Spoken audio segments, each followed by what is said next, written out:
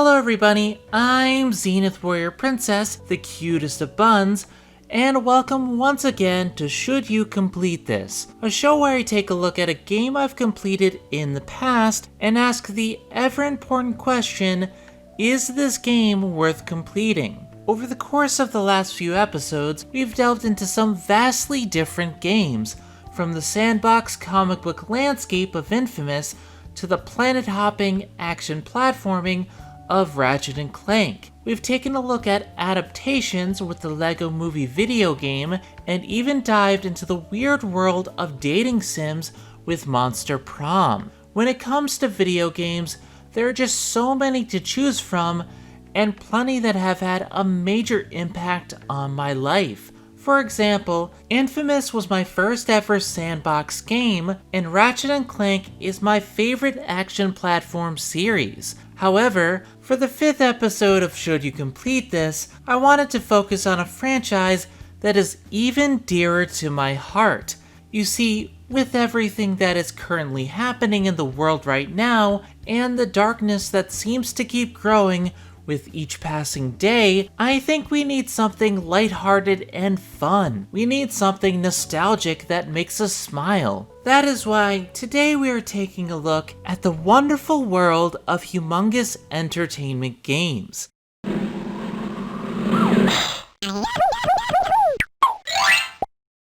Now, given how many people give me weird looks when I mention Humongous games on social media, I think it's safe to say that an explanation is in order here. Humongous Entertainment was an American video game developer who focused on making edutainment software for computers. You remember those old school PC games that they let you play in elementary school classrooms, such as Where in the World is Carmen Sandiego, Number Munchers, Math Blasters, or The Oregon Trail? Well, that's exactly the kind of games Humongous Entertainment made. Although their library was aimed at a younger demographic, Humongous games primarily catered to children between the ages of 5 and 10, although parents were encouraged to play along with their children. Founded in 1992 by Shelley Day and Ron Gilbert, the studio quickly gained praise for their point-and-click children's games. Interestingly enough,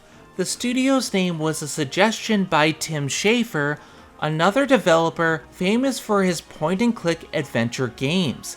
Between 1992 and 1996, Humongous simply grew and grew, with series that were loved by children the world over. Their 4 main series were Putt-Putt, starring a sentient car who went on wacky adventures in Car Town, Freddy Fish, starring a young fish detective and her annoying green sidekick, Pajama Sam, starring a kid who learns to face typical childhood fears, and Spy Fox, starring a fox who is indeed a spy, like the title suggests, and who makes heavy references to James Bond. These 4 series rose to stardom and soon became a household name. Unfortunately, the fame did not last forever, but we will delve into that history once we cover a few of the games in the lineup. What matters to me in particular is the impact that these games had on my childhood. As I've made clear in the past, my parents had very negative thoughts about video games and other media. They would constantly tell me that too much television and video games would rot my brain, and would only buy me games on occasion. However, when it comes to PC games, my father was far more lenient. When we got our brand new tower computer with Windows 95, he hooked it up with a bunch of different games for me to play, provided that my homework was completed first. It came equipped with some of the most important games of my childhood years. I spent countless hours trying to beat my high score on Space Cadet Pinball, and to be honest, I still have those sound effects burned into my brain. Oh god, Space Cadet Pinball, that takes me back. Did you know they actually tried to bring it back recently in 2018 via Microsoft Garage? Boy, that would have been something. Also, the mainboard's bumper always looked like the dopiest face to me.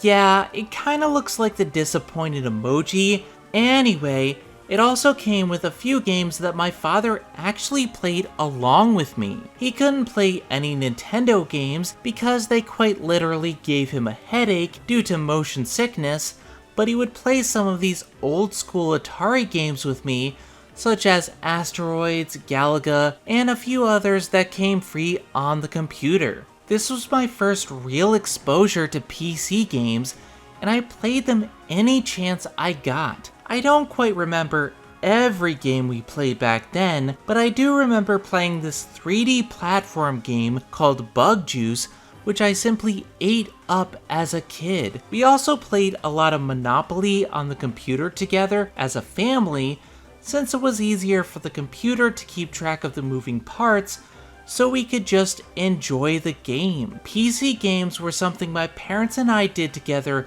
as a family, and while I'm not a big PC gamer today, these memories always come flooding back to me whenever I think back to my early childhood. Because PC gaming was very big in my household, my parents also used it as a learning tool for my sister and I. We had quite a few edutainment games in our household, including the Oregon Trail, the Carmen Sandiego games, and even a Disney interaction game that showcased all the different parks. However, the franchise that had the largest impact on me as a child and began all of our family game sessions was Putt-Putt Joins the Parade, the first game Humongous produced back in 1992. I remember seeing that Humongous Games logo for the very first time, and I just remember this feeling of joy. These days, it's hard to pinpoint exact details about what I played from the Humongous catalog and when I played them, but these games are my childhood. These games are fun and wacky and weird, but there's something about them that fills me with joy every time I see that logo, and let's face it, we need a lot more joy in our current timeline. So with that being said, let's take a look at the first 3 games in the Humongous library and relive some childhood nostalgia. Welcome my friends to the Humongous Corner. Let's dive into some of my favorite childhood games.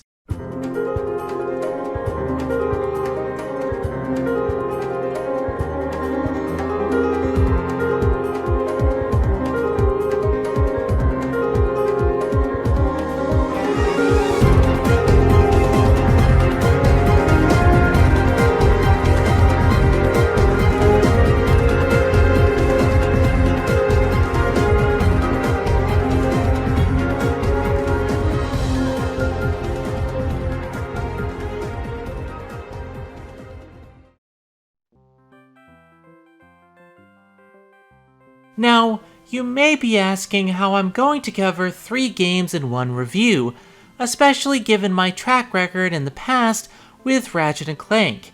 But the wonderful part about these games is that they don't last very long at all. In fact, these early ones in particular only last around 30 minutes apiece. These are perfect bite-sized adventures for kids and thankfully won't take too long to discuss on their own. On a side note, can you believe PC gamers used to be completely fine with games as short as this?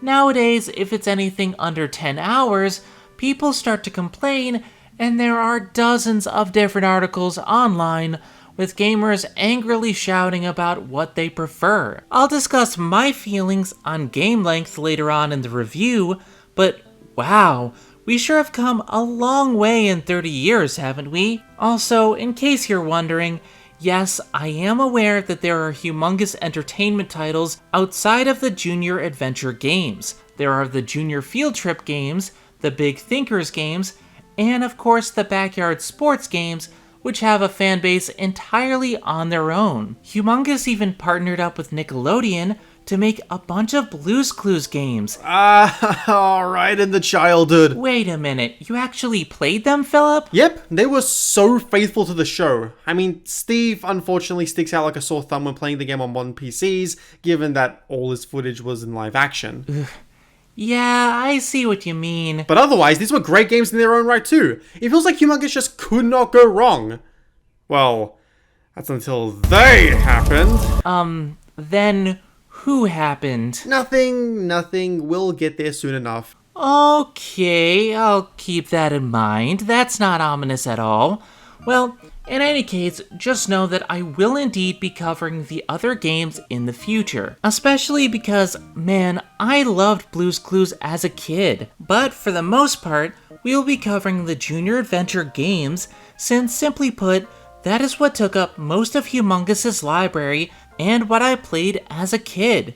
Then we have to discuss their arcade titles. Humongous released arcade games based on the big four mascots over time. These would mostly contain one mini-game with multiple levels attached to it, though sometimes they would release a fun pack with multiple simpler mini-games within the package. These arcade games will be covered alongside their corresponding mascots games, with one even being included within this very video. With all that being said, let us start this humongous journey with the first 3 games in the Junior Adventure lineup: Putt-Putt Joins the Parade, Fatty Bear's Birthday Surprise, and Putt-Putt Goes to the Moon, as well as Putt-Putt and Fatty Bear's Activity Pack, since that's pretty short on its own. Putt-Putt Joins the Parade was the first title produced by Humongous Entertainment back in 1992, and in many aspects, this is by far the most straightforward game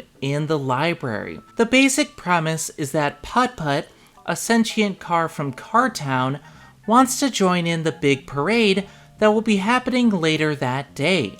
He goes to Chief Smokey, the fire engine, and asks to join the festivities, but the chief explains that there are a few things that Putt-Putt needs before he can join the parade. He needs a car wash to look his best for the parade, he needs a balloon because balloons are badass, and he also needs a pet because apparently only pet owners are allowed to join in the parade. That seems a little prejudiced to me, but hey, I have 2 cats of my own, so I can understand the joys of pet ownership and the desire to show them off to the world. Did somebody call for the bestest kitten ever? Why, yes, actually. I actually need your help with this review. Zen, don't go dragging out the video length on me. Oh, shush you. This'll only take a moment. You need my help! OMG! Mommy, this is the bestest day ever! What do you need me to do? Well, I'm gonna need you and Chiaki to react to these games. I'm really curious what you're going to think of them. Okay, Chiaki, get in here right now! You're right. Ah, come on, I can't fit this many puppets on screen. Then how are we all here? Touche. Anyway, so here's the deal, little kittens. I need adorable cats to help me out with this review. So as soon as we finish one game, I just need you to chime in with your thoughts. Sound good? Yay! I'm game. Sounds fascinating. Oh, what the hell? Let's do this. I mean, you could have asked for the opinions from the guy who's actually played these games. Jealous much? Bite me, Grey's Anatomy. Don't worry, Phil. You can comment on the games too. I know you want to. Damn right I will. In any case, where were we? Oh, right.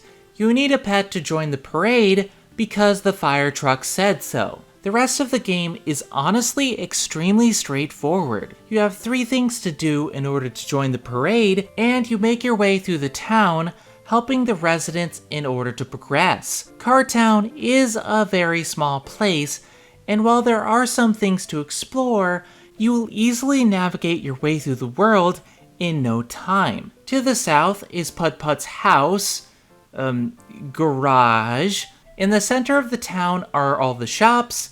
To the north are the rest of the dwellings. To the east is a cave, and to the west is the movie theater. It's a pretty small place, and it's hard to get lost.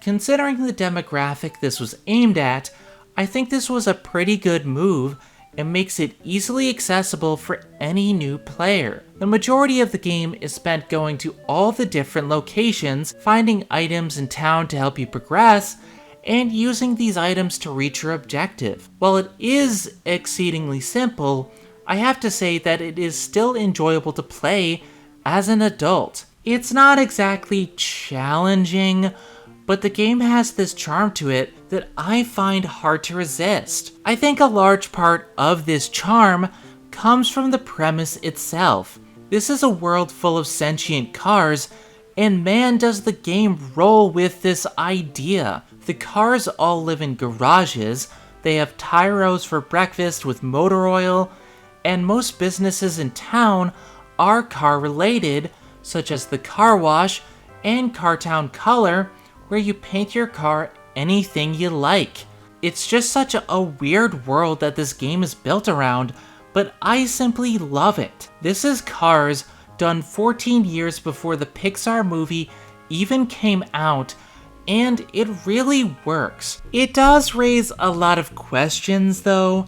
Is this after the apocalypse or a different world entirely? My money's on radiation causing all this because the sun has a face and smiles at you throughout the game, and there are no humans whatsoever. Maybe I'm reading too much into this, but this world simply fascinates me. Also, what are tyros made out of? Where's New Day when you need them? I need my bootios, man. Come on, Zen, Bootios are so 2016. They've been doing pancakes for a while now. Well, excuse me, Filip. It's almost as if I don't regularly watch wrestling. True. Although we could very well change that with a wrestling-themed show on the Bunt Squad. Ooh, very true. We could call it Zen Wrastlin' and talk about, like, all the crazy wrestlers. Can we get back to the topic of talking cars, please? Oh, sorry, I didn't mean to derail the conversation. Anyway, the rest of the story and the game is very straightforward. You go through Cartown, finding items to progress. You go to the toy shop and find a magnet that allows you to get to the movie theater, which is playing the 3 little cars and the big bad truck, and you find a missing baby car inside the theater to get a balloon for the parade. How is this car missing? He's inside the theater with the rest of the cars, and it's just a Where's Waldo type Find Me game, but with cars. But even still, why can't the mom just go inside the theater herself? It's very weird, but then again, so is the concept of baby cars. How do cars even have babies? This franchise implies they mate. You then use the free birdseed from Baldini's grocery store to progress to another area where you mow lawns for money and find a bone along the way. The bone lets you get a puppy in the cave, which you name Pep, and the money lets you either use the car wash or the color station. You get more than enough money between mowing lawns and delivering groceries, so you can pretty much take your pick. As soon as you have all 3 tasks done, Putt-Putt joins the parade, and you ride off into the sunset as the creepy sun smiles at you one final time. At its core, Putt-Putt Joins the Parade is a very simple point-and-click adventure game. It is very easy to finish the main story if you explore everywhere, and I was able to complete the game in just under 30 minutes. Story-wise, there isn't much here, but it doesn't have to be to keep a child's attention.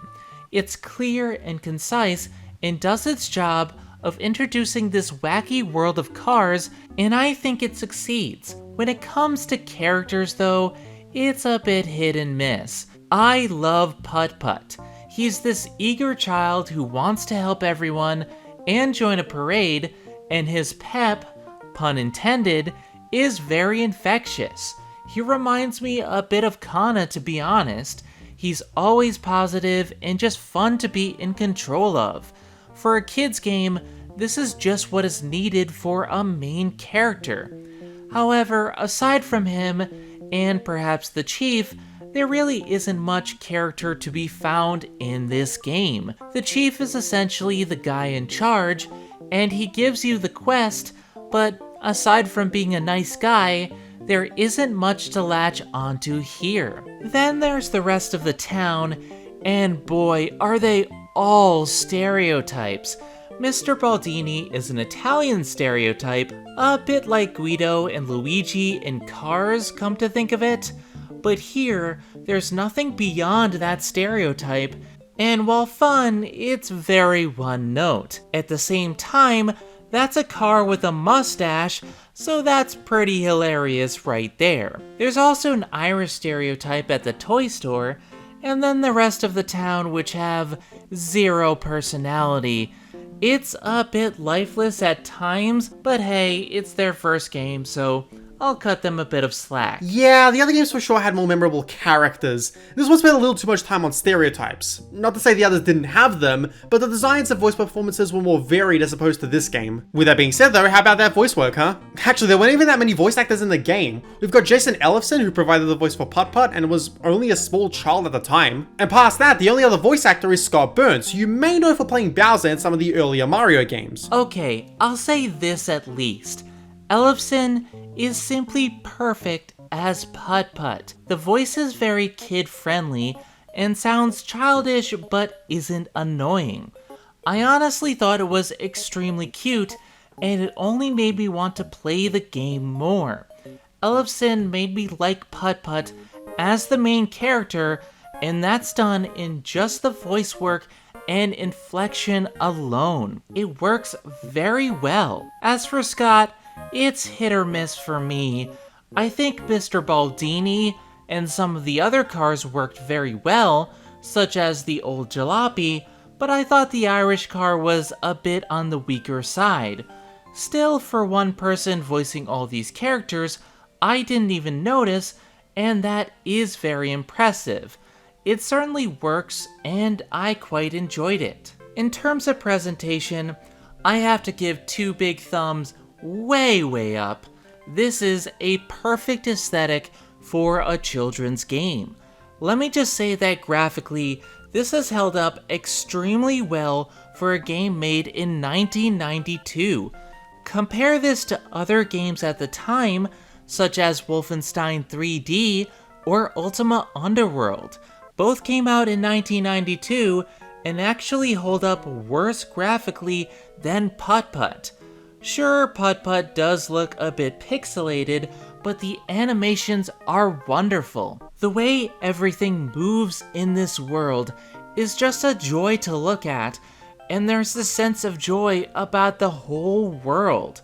I mean, even the sun smiles. Not even Mario could tame the sun, but Putt-Putt?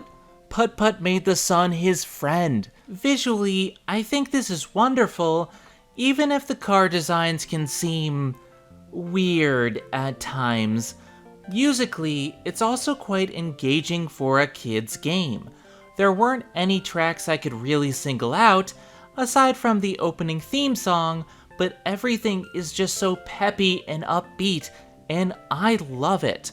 This is the kind of music the game needed, and I am perfectly fine with it. In terms of completion, there's nothing to complete. The only optional aspect is painting your car, but everything in the story is the game. So when it comes to the question of should you complete this, the answer is a massive yes. However, the completion process is just finishing the game, so kids of all ages can use this as a starting point. So yeah, go out and complete this game. And before I give my verdict on this game, let's ask the kittens for their thoughts. Chiaki, Kana, what did you think? Well, despite being an odd world where cars can talk, which I don't even want to get started on as far as functionality is concerned, I did find this to be a rather pleasant experience. The purple one is really cute, and his dog is less cute, but I'm probably speaking from a biased perspective. So my experience was overall a positive one. Although it was rather shallow on every level, I do hope these later games you and Pink Hair keep referring to add more substance, even if they are children's games. How about you, Kana? What in the fish is up with this game? That car had a mustache. A mustache on a car. Why is that car Irish and the other car Italian? What is wrong with that girly car's face? Why is the sun staring into my soul? Why does it have a face? Is this the nightmare world? Why are we in a nightmare world? And why is the dog cute? Dogs aren't meant to be cute, but this one is. Why aren't there any kitties in this game? Why is there a world where cats don't exist? You just had to mention functionality, didn't you, Chiaki? Excuse me? How is this my fault? Never mind. Just to throw my 2 cents in for the moment, the game is pretty alien to me since I'm not used to the pixel art Humongous games, but for a first game, and one that basically wanted to be Monkey Island but for kids, it's a success in my book. I would still recommend you pick up literally any other game in the series over this one. Well, except for that. But it's a nice experience on its own. If you see it on sale on Steam, it wouldn't hurt to check it out. It's funny you bring up Monkey Island for kids, Phil. There was actually a lawsuit with LucasArts following the game's release.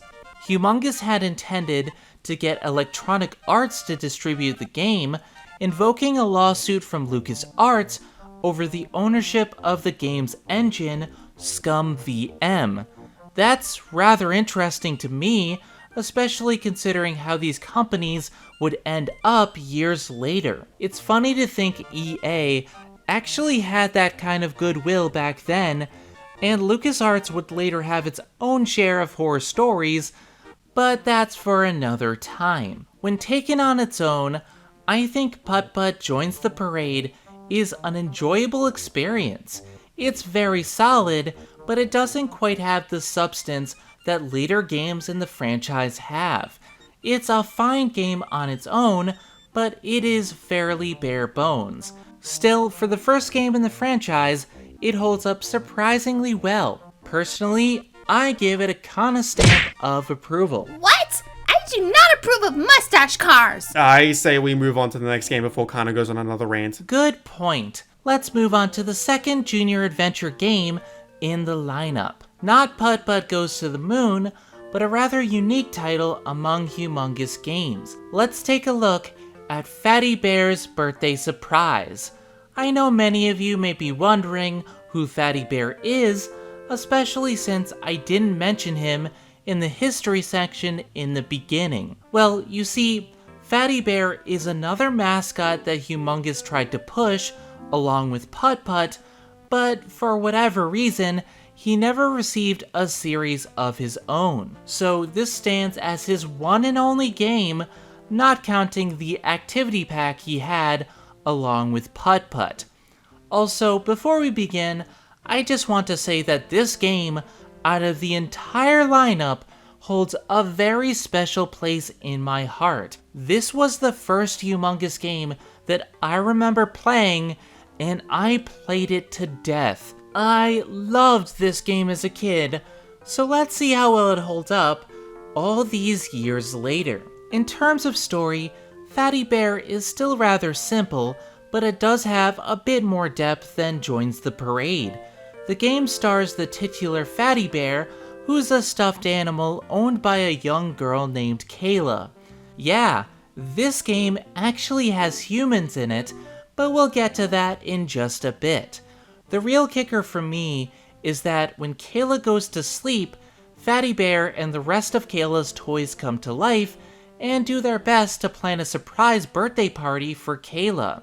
Yet again, I'm reminded of a Pixar movie, but this time it's Toy Story, the franchise that put Pixar on the map, which debuted only 2 years after this game came out. Yeah, Fatty Bear's Birthday Surprise released in 1993, and Toy Story 1 came out 2 years later. Now, I'm not saying Pixar took elements from these games as inspiration for their films, but it's just weird to notice these similarities. Well, anyway, you control Fatty Bear as he and the rest of her toys prepare a surprise birthday party for Kayla. While at face value, the story is around the same level of simplicity as Putt-Putt was, I think the game gets off to a better start by giving us a goal that's a bit less arbitrary. We are Kayla's stuffed bear, so it makes sense to have a goal of getting things ready for her birthday, whereas in Joins the Parade, we never get any reason for why there's even a parade in the first place. This time around, there's also a bit more to do in order to make the birthday party a success. You have to bake a birthday cake for Kayla, which involves finding all the ingredients and measuring equipment, which are strewn all throughout the house, the backyard, the garage, and even Kayla's treehouse.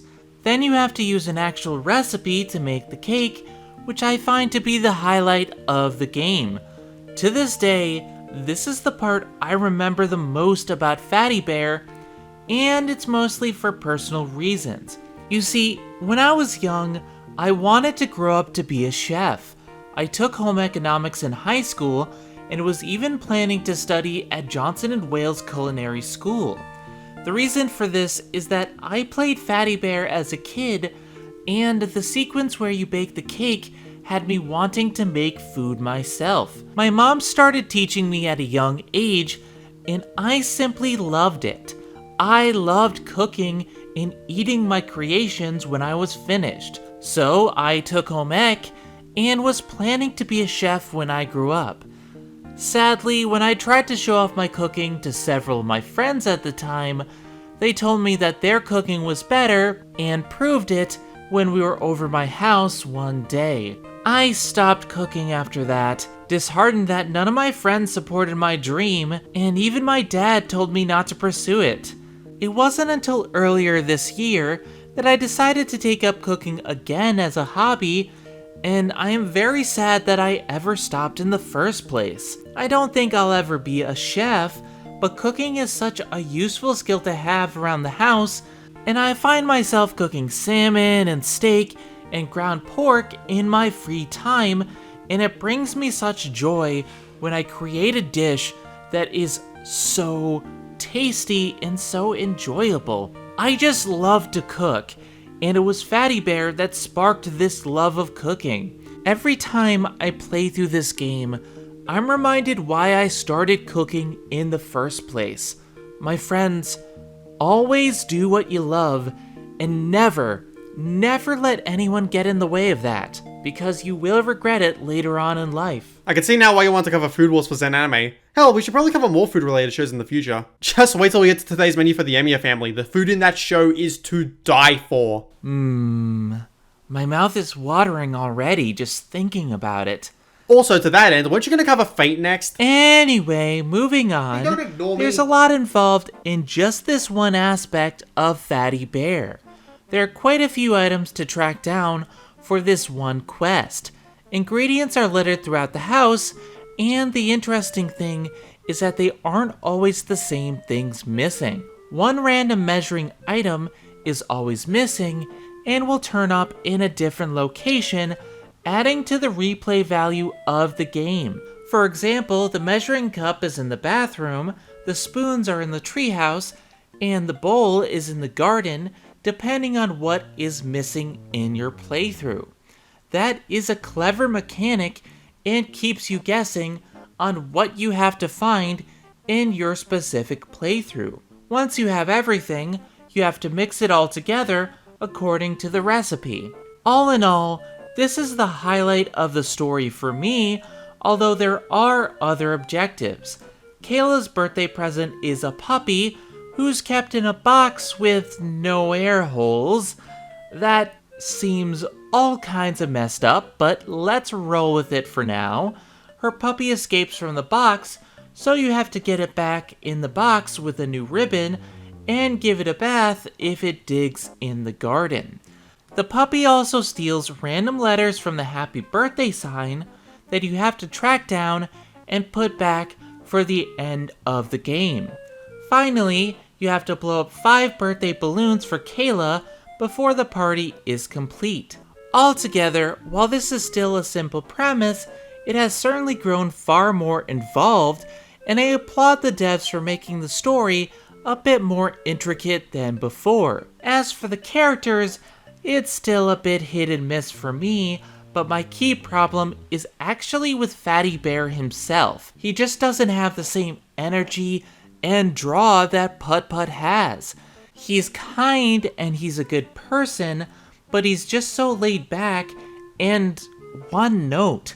There's nothing for me to latch onto with his character. Fatty just seems so bland to me, even if he's okay for a children's mascot. I don't see anything about him that really makes me want to follow him as a character though. I don't know, Phil. Is this just me? Nah, I agree with you. When you look at the main 4 Humongous mascots, you can easily identify them from one another. Putt-Putt is a child who loves to help out those around him. There's a childlike innocence to him in how he wants to help and explore new places. Freddy Fish has the same childlike innocence, only she feels a little more mature than Putt-Putt does. And while she has the same desire to help, she makes an entire career, or I guess hobby, out of solving mysteries. Pajama Sam is the pure embodiment of a kid growing up battling through childhood fears and misconceptions, which gives him the charm of being a boy learning to grow up while still visiting these fantastical realms. And then there's Spy Fox, who's literally just James Bond mixed with Inspector Gadget, and you can't convince me that he isn't an enjoyable character just based on that alone. Fatty Bear though, he's just a nice, huggable toy, and while that isn't a bad thing necessarily, I can't help but feel like his lack of personality and lack of things to do with him is what led to him not getting another game after this. Well, that and Toy Story coming out 2 years later, which probably discouraged Humongous from using him again. Yeah, Fatty is just kind of there, and while I do love the added things to do, they aren't really related to him as a character. As for the other stuffed animals, they're fun to watch, but not many of them really do much. Gretchen is a doll who gives out the quest and hangs up streamers, but I can't think of her personality really. The puppy is a cute puppy, but it does kind of feel like a rehashing of Pep from the last game. However, while those are a bit one note, the other 2 main characters I quite enjoyed. Matilda Rabbit is this energetic bunny who can use her ears to fly around like Tails from Sonic. Actually, that's more like Cream than Tails. Same thing, different character. She's hyper and enjoyable, and I really like the voice that they gave to the character. She's certainly an honorary member of the Bun Squad, even if she only appeared this once. Meanwhile, Kayla is just a young girl, but the point here is what they do with the character. At the end of the game, it is revealed that this is all just a dream that Kayla had, meaning she imagined the entire game and everything that transpired in it. That to me adds a lot to her character as a child. She's full of imagination and good at baking, and honestly, I think it informs more of her character than Fatty Bear ever does. Also, I want to applaud the devs for making the first human family in the series an African American family. For kids growing up playing this game, they have actual representation, and I personally think that's super important, especially for young children. Just to jump the gun here, we don't see many other humans at all in the main Junior Adventure games, except for Sam, who I'm convinced is the son of Draken from Kim Possible. So it's cool to see that, aside from Sam, who's cartoonishly blue, the only other humans we see in the Junior Adventure games ended up being African American. I honestly wish we followed Kayla instead of Fatty Bear, but that's only because he's so bland, and I do think representation is important. Anyway, while the characters continue to be hit and miss, the gameplay I feel has improved quite a lot. While the game still only clocked in at 33 minutes for me, there is a lot more to do and find in the game. There's plenty more locations to search for than before, with the house containing a bunch of different areas, but also the outdoors and the garage adding more to the table and a bit more of a setting to get absorbed in. The replay value is actually present in this game because of the random missing items, especially with the birthday sign, because any 3 of the letters could be missing to be found in a different location. It's still accessible for young kids, but there was actually one point that I was stumped for a minute on where to go because puzzles are made a bit harder. Not to the point of Sierra logic, no, but there are more things to track down, and some problems may require out-of-the-box thinking. Also, on a related note, Fatty Bear has a much larger storage space than Putt-Putt ever did. Putt-Putt could hold a few items, but not too many at once. Fatty Bear is freaking made out of pockets. He has so many pockets in his pants, It's like he's wearing Batman's utility belt. In any case, there's a lot more to do in this game, and I honestly felt much more engaged than in Joins the Parade, because most of my time in Parade, I was just clicking on objects to do funny things, whereas Fatty actually gave me more to do. Not much more, to be perfectly fair, but it definitely added to the game. At the same time, however, Fatty Bear takes a rather large step back in presentation, and it starts from the very beginning of the game. The first time I saw Kayla's father, I was freaking terrified, and then I started laughing because that character model is so pixelated it is just ugly. Putt-Putt didn't have this problem because its character models were so large, but here, anytime a character is far away, it's either hard to make out what it is, or it looks so damn weird. The beginning and ending of the game give us this contrast between really good-looking human close-ups and these far-away shots that had me laughing out loud. Like, what is Kayla's expression in this ending shot here? The regular environments are much better, with detail work that brings you into the environment itself, but the immersion is lost anytime the camera pulls back and shows things so pixelated and weird looking. It really is a shame, because otherwise the game does look pretty good. In addition, this game also made my head hurt several times with the logic of the scene. Yes, in hindsight this is all a children's dream, but in the moment it's so damn bizarre. The puppy being placed in a present was just so off-putting to me. Now I'm looking at it as an adult, but there's also a sequence where you have to give cheese to a mouse to get a key to the attic, which is on the same floor of the house as the bedroom. Okay, ignoring that, why is the key to the attic in the attic? What kind of logic does that make? Then there's the Easter egg in the treehouse, where you look through the telescope and you see Putt-Putt on the moon, confirming that this is in the same universe, and that makes my head hurt just thinking of how that works. Normally, these games don't cross over, and Fatty Bear doesn't gel with that world of talking cars. This game just gets weird at times, and as a kid, I ate that up, but now I'm just scratching my head at all of these events. Then again, I do love the Easter egg in the attic, where you can put on clothes related to bear mascots, such as Paddington Bear. You can even wear a pompadour and a tutu, and that makes me laugh. God, that's a good Easter egg. Still, this presentation, it's a major step back, and I think that this also contributed to the game not selling well enough for a sequel. In terms of voice acting, Scott Burns returns, this time voicing Fatty Bear himself, and I still am not a big fan of it. It's okay, but it never really drove me to play as the character the same way Putt-Putt did. Voice work for kids games takes work to get just right, because they can be either bland or annoying in the wrong hands. You need something special to draw you into this character, but here I don't get anything from any of it. Not good or bad, it's just kinda there. Thankfully, the music is still really good and enjoyable, although there is no opening theme, which is a letdown.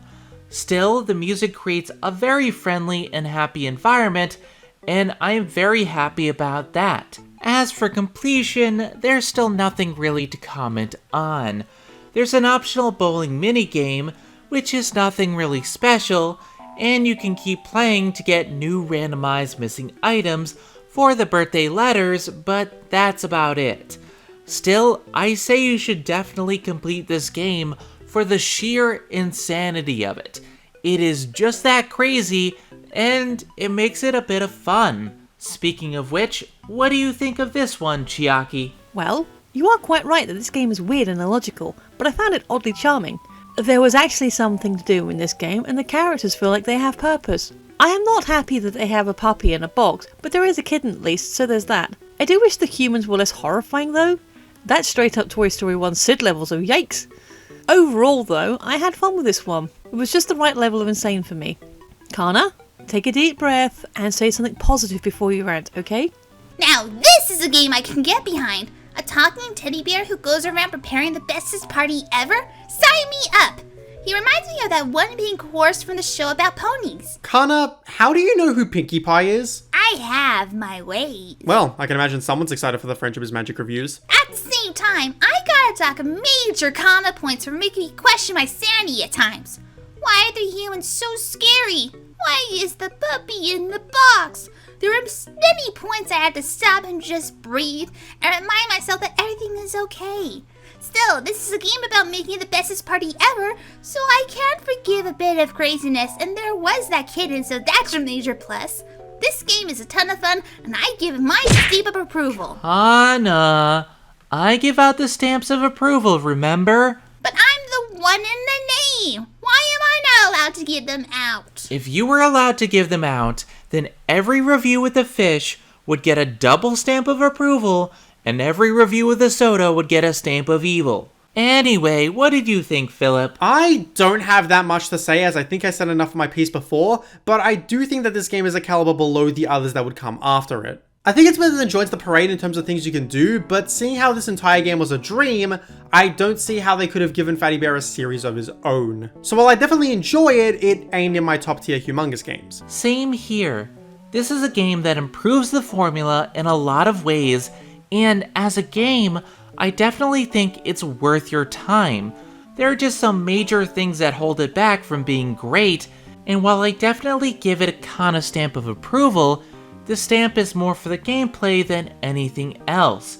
It's 2 steps forward and 1 step back, and I think personally this is the weakest junior adventure game that I have played. However, this has a very special place in my heart, and every time I cook, I am thankful that Fatty Bear is a thing. Alrighty, now it is time for us to completely jump the shark, because the final junior adventure we're covering today is Putt-Putt Goes to the Moon. Yeah, for his second adventure, they decided to send Putt-Putt into outer freaking space. I would love to have been there for that pitch meeting, because that is just insane. So we have this highly successful game about a talking car that sold 300k copies. People everywhere love him. What do we have in mind for a sequel? And please don't say put a puppy in a box again. We're starting to get complaints. Well, wild idea, I know, and just hear me out on this, okay? Just hear me out.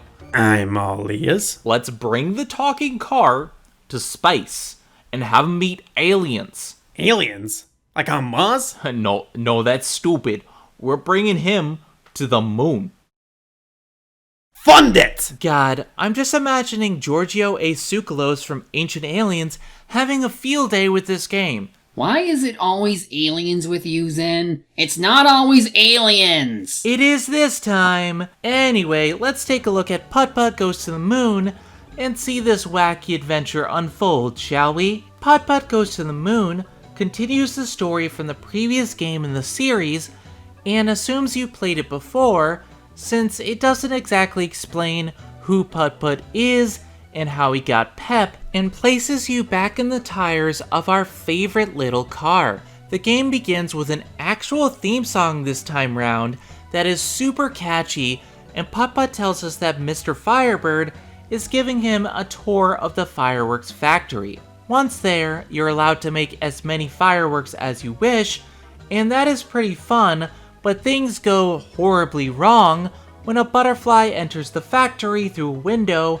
and lands on a lever that says "Do not push." Why do we even have that lever? Well, anyway, Pep attacks the butterfly and pulls the lever in the process, which launches a rocket inside the factory and sends him into outer space. And that's how the game begins. May I just add, this Mr. Firebird guy is awfully fucking shifty. I mean, he allows a child to mess around with fireworks, fails to properly keep his dangerous, and most likely highly illegal, contraptions in safe places where they won't go off, and he's also responsible for Putt-Putt going to outer space! You heard it here first, parents, don't leave your kids around Mr. Firebird. Next thing you'll know, he'll be calling up his good friend Mr. Candy White Van. Not to mention, what the hell kind of accent does Mr. Firebird even have? He sounds like Lenny Luthor in Superman freaking 4. Buckle your seatbelt, Putt-Putt! You're going for a ride! In any case, once in space, Pep suddenly has a space helmet, allowing him to breathe, and they somehow land on the moon, which has a breathable atmosphere, I guess, because the space helmet is now gone from Pep. So yeah, Putt-Putt is now trapped on the moon, and needs to get home, which is the entire premise of the game. Well, that was certainly one way to start the story, right, Kana? A fireworks factory had a lever that launched a rocket that sent a car to the moon. And then suddenly, the puppy has a space helmet and can move forward in space despite no rockets or momentum, and then lands on the moon and has to get home. That's how the game begins. I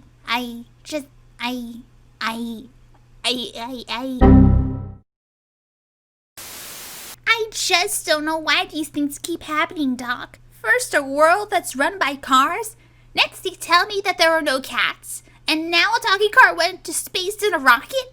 The physics don't make sense. That sounds pretty wild. But don't worry, Kana. It's okay. It's just a video game. The talking car can't hurt you. From here, the game is pretty similar to Joins the Parade, and the way the game is structured, although you have a bit more to do in this case. Instead of finding items to join a parade, you're looking for items to help you create a rocket ship and return to the Earth. Honestly, I like this premise the most out of all 3 games that we're covering in this video. While the opening sequence jumps the shark incredibly quick, for the first time we actually have stakes to the story. Putt-Putt is trapped on the moon and needs your help to get home. That's something that I can get behind. As you make your way through the moon, you meet a moon rover named Rover, of course, who was left on the moon by astronauts some time ago. Wait a minute! There are people in this universe? I thought this was the Cars universe! Well, it's entirely possible that this takes place after the apocalypse and humans died out long ago. After years of wars against the human race and the vehicles, it's very possible that the technology of the vehicles was too much for the humans to handle, and they all died off, but not before leaving Rover stranded on the moon for countless centuries. Okay, I'm gonna need another minute. Why? Why are they doing this to me? If there are always humans, why haven't they shown up before? If this is after the apocalypse, why make this so dark for a children's game? Why, Putt-Putt, why? Kana, just remember, Putt-Putt isn't real. It's okay. Science doesn't apply to children's games. But it should! Rover saves Putt-Putt from some moon goo, and the two become fast friends. Putt-Putt decides to help Rover get back to Earth as well, and Rover shows Putt-Putt an abandoned rocket on the moon that has been turned into an ice cream shop by a 2-headed alien. Like you do. The alien agrees to sell you the rocket for 10 glowing moon crystals, but informs Putt-Putt that the rocket is incomplete. It needs a nose cone, a steering wheel, rocket fuel, and a key to start it. From this point forward, the game becomes yet another fetch quest to find these items, but unlike Parade, I think the fetch quests make a lot of sense in this game. There is a reason for everything you find, and everything feels like it meshes together, such as the mayor giving you a key for doing a good deed, and the fuel being given to you at the gas station on the moon. There's a gas station on the moon! And an old school diner. What? They keep coming up with weird stuff that doesn't make sense. Well, It is a game for children.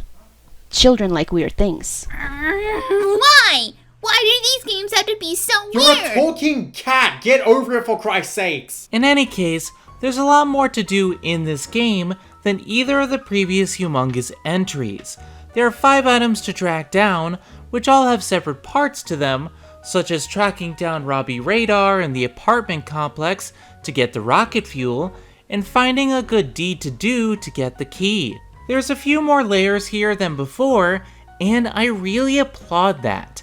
This game actually took me an hour to complete, which is twice the length of the previous games.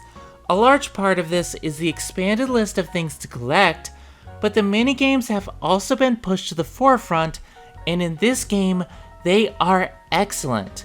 There's a minigame called Bear Stormin', where you play as Fatty Bear's aviator cousin as he flies a plane through obstacles and gathers balloons as fuel for the plane. It starts off incredibly easy, but as you go, more and more hazards are added, including pigs with freaking jetpacks and helicopter cows.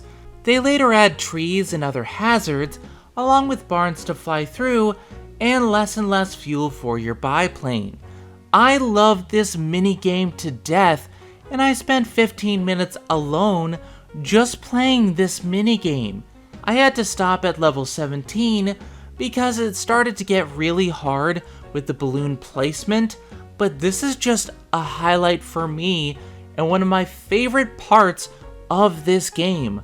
There's also a game of alien tag that is just so charming because of the alien designs and their reactions when you tag them. I remember playing this a lot as a kid as well, simply because of the sounds they make when you tag the aliens. You can also change the color of your car by drinking a soda at the diner 3 times in the color that you want. In this case, I chose to go with yellow, which stands out compared to the darker background of the moon. There's a ton to do here for a child, and honestly, I consider this the best of the bunch in many aspects. The story is fleshed out far more and makes you want to bring Putt-Putt and his friend home. The gameplay adds a lot more for you to do, even when you don't want to find the items on the moon, and the characters have received quite the upgrade. I simply love these characters. While Mr. Firebird is kind of an idiot with a weird accent, the rest of the characters introduced in this game all struck a chord with me. Since you're on the moon, that allowed the developers to get creative with the designs for the characters, and it really does show. I mean, you have this weird alien robot hybrid for the mayor, and Robbie Radar literally has radar for ears. From a design standpoint alone, these are characters that I enjoy, but they added a lot more personality to them as well. I find myself really enjoying this cast. They don't have much depth to them, yes, but they are just so quirky and wacky that I ended up loving them as a result. Rover to me was the real breakout character though. His tragic past adds a lot to his character, and you can feel the loneliness and sadness he's endured this unknown amount of years. He does his best to help Putt-Putt, and he's just a good person. Would you agree with that assessment, Phil? Well, to an extent. I think describing it as a quote-unquote tragic past is a little much. I mean, I'll clown on these games for having some pretty out there stuff, because I'm an adult taking this game in for 5-year-olds completely straight, but at the end of the day, it isn't really that deep. But I will definitely agree that having Rover be your companion throughout the game is indeed very refreshing. Now your goal is not just to get back to Earth, but also get this other car back to Earth as well. The two play off of each other really nicely, and to that I will certainly agree. In terms of presentation, it's still on par with Joins the Parade, but the key difference here is the setting. The shark jump to bring this little peppy car to the moon works wonders because the environment and character design have new life breathed into them as a result. We don't have any more of these stereotyped cars, aside from maybe Firebird, but now we have strange aliens and new environments. This change just allows them to do much more with the characters and the premise. Let me put it to you like this. While I do have memories of playing Parade as a kid, they aren't really all that many. I do, however, have tons of memories of playing Ghost to the Moon. I think this is a much more memorable setting with better environments, and overall, this presentation sticks in my mind so much more. The voice acting is also leagues better than the last two games. Ellefson is back as Putt-Putt, and he still does a wonderful job, but the rest of the characters sell this game for me. There's only really one character that was obviously bad, and that was Mr. Firebird. Legit, he feels completely out of place compared to the rest of the cast. Yes, this isn't the voice acting of Legends, but it's like the difference between early Resident Evil and late stage Resident Evil. As for the music, the soundtrack is the best we've gotten so far. The opening theme song is super catchy, even if it is a bit spoilery for the entire game, but all of the music once you get to the moon is also well handled. This is the first game of the bunch to add some gloomier themes along with the upbeat, and I kept humming along while playing the game. In terms of completion, once again, there's not much, but the minigames do add a lot to the game, and it ends up being the most fun out of this batch to fully experience. And I think this is the game I recommend the most in terms of completion. Alrighty, Chiaki, what do you think of this final game in the lineup? To be honest, I found it quite charming. While Kana has spent the entirety of the game complaining about logic, I don't see the harm in some wacky fun every now and again. I mean, we are talking cats after all. A little nonsense is fine every once in a while. Wow, that's actually really reasonable coming from you. I'm not sure what you mean by that, but really, I quite enjoyed this game. The best way I can put it is it feels like a warm cup of tea. Not always filling per se, but it's comforting and enjoyable. It needs a bit more substance to really achieve greatness, but this is by far the best game you've shown me. Okay, Kana? Okay, I guess putting aside how weird everything is, I did like this one more than the Parade game. Look, the game seems fun, Mommy, and I understand why you like it, but I just can't get past all of the things in this game that make no sense. There's a man in the moon on the moon. There are pigs with jetpacks. There's just so much weird stuff that keeps hitting me, and I don't like it. There's a kitty in this game, and that's a plus, but I don't like the randomness. And you know why?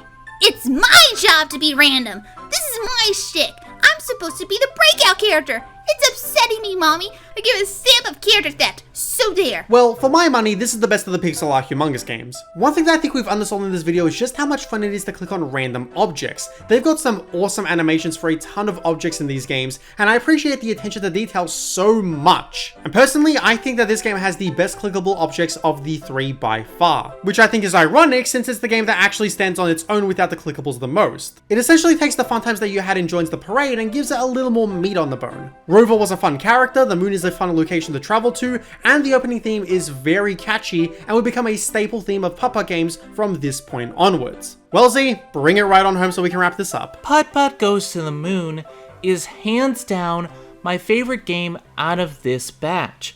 While I have very fond memories of the next game in the series, Putt-Putt Saves the Zoo, I have a ton of memories of this game as a kid. I remember trying my hardest to get farther in Bear Stormin'. I remember playing the Alien Tag game a ton. It hits my nostalgia hard, but I think as an adult, I appreciate what it does for different reasons. Parade and Fatty Bear were okay for their time, but as an adult, there's only so much I can get out of them as a game. However, while playing Goes to the Moon, I found myself enjoying the game far more. Part of it is the change in setting, adding much more to the world and character. Part of it is the clickables, which are all kinds of cool and add new things because of the moon environment. A large part of it for me though, is that they seem to have finally found a working formula. Everything feels much more fleshed out here, and much more well defined. It's far less experimental and one note than the other two games, and I just found myself enjoying it while playing through the game again. Out of all the pixel art Humongous games that we've played, this is the one I wholeheartedly recommend. Personally, I have to give this a stamp of Kana Plus. Obviously, this game isn't for everyone, but when speaking of the specific demographic Goes to the Moon caters to, this is near perfect.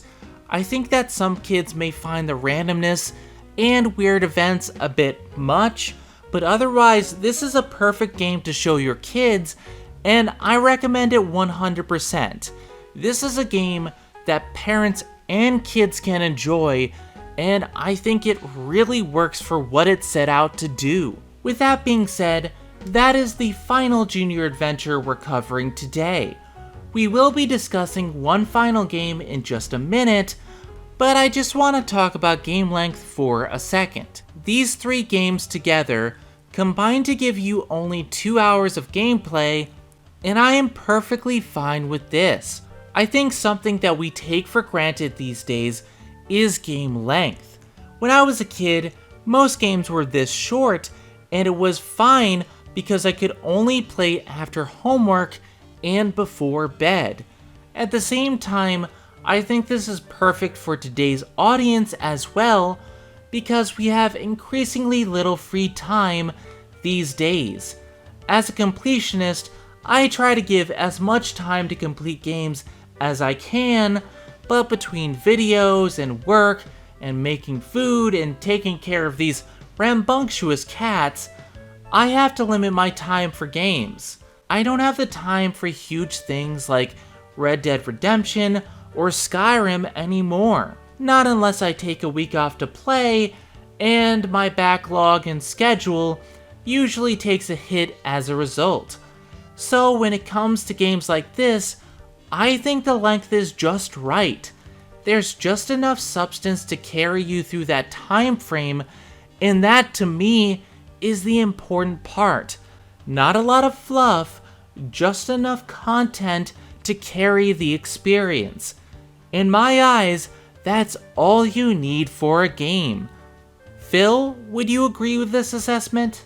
Absolutely. The only caveat is that I'd only recommend you go out and buy these games on Steam when they're on sale. Individually, they cost $7, and here in Australia, they actually cost $10. And for games that only last you about an hour for the later entries and half an hour for these early ones, that's a little too much for my liking. Otherwise, considering the fact that these games are for small children, I do think that the length is good. I do agree that the price is a bit much, but I bought the entire collection all in one pack for $50 during the Steam summer sale. God, that sale is dangerous, but I got 35 games for that price, and it actually justified the length far more for my taste. In any case, we still have one more minor game to discuss, Putt-Putt and Fatty Bear's Activity Pack. There's not too much to say about this one, to be honest. This is just a collection of standard games that you've played before, but with a Fatty Bear and Putt-Putt skin. There's checkers and chess, and a bundle of other games that you've seen elsewhere, but we have the mascots plastered over everything, like they used to do all throughout the 90s. I do remember playing it as a kid, but man, you're much better off playing the pre-installed games from Windows 95. I miss Space Cadet Pinball, Phil. I miss it a lot. Do you have anything else to add? Nope, never played this one. And if I were to play any of the spin-offs, I would rather play the Junior Arcade titles based on the individual characters. Those actually had cutscenes, and since it was only one minigame, they were allowed to make multiple levels that kept getting increasingly harder. This activity pack seems fine enough, but you can do better. Yeah, I only spent about 6 minutes on this one. It's good for young kids, don't get me wrong, but I've seen far better. Personally, I give this one a stamp of meh, which is one step below okay. It's got nothing to really draw me in as an adult. Anyway, with 4 more games under our belt, I think it's time to finally give a verdict.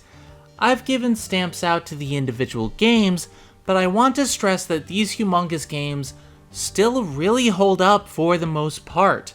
The activity pack is just kinda there, but the junior adventures surprisingly work well even today, and I think this is something that all kids should experience at least once.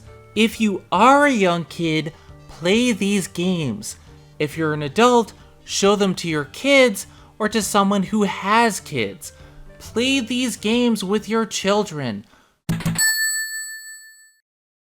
We'll get into the details at a later date, but unfortunately, these games are no longer owned by Humongous Entertainment, meaning you can't find them on their original floppy disk format, but you can find them all easily on Steam. Just wait for a summer sale, because they are still a tad pricey, even in the packs that Steam provides. With that being said, Chiaki, why don't you sign us off for this episode? Why yes, of course. Hello everyone, I'm Chiaki, and thank you ever so much for watching this episode of Should You Complete This.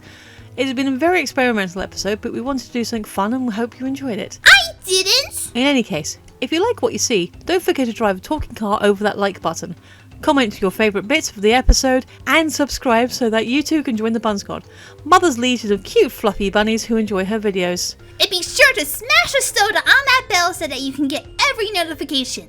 Or so I'm told. Have a good one, everybody. Well, that was peachy. What do we do now? I don't know. Check the schedule and see what's up next. Will do. Let's see. Oh, Zen, next up is the 1-year anniversary. Really? Damn, it's been a year already? Well, we've got to do something to celebrate this milestone. Probably not another game, since I think we've more than covered enough between these games and Monster Prom. Yeah, you're right. I don't know, maybe something that's also hit its anniversary this year? Wait, I've got it. Zen, I think I've got the perfect thing to cover for the anniversary video.